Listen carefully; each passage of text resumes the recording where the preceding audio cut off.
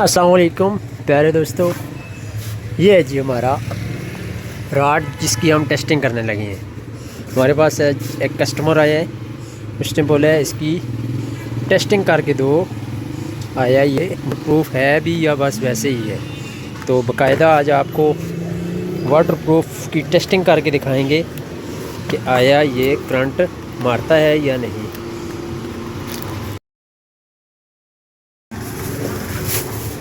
लाओ जी राड लाओ जी, टेस्टिंग करवाने हैं जी तुसें जी कि करंट मारता या नहीं मारता। लाओ जी सर जी, हाथ ला के चेक करवाओ। देखो जी, क्यों जी तसली हुई है हुण? ये भाई ना आया ऐसे आते हैं जी कोई वाटर प्रूफ राड होवे जोड़ा करंट ना मारदा होवे।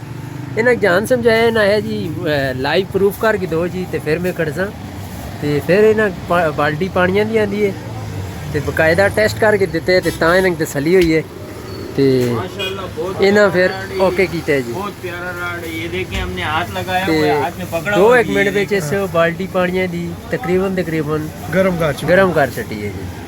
2 मिनट तो 1.5 मिनट के अंदर ब्राइडो इज गुड, ब्राइडो इज गुड राड। ये ब्राइडो राड है जी। ठीक है, ये उन्हें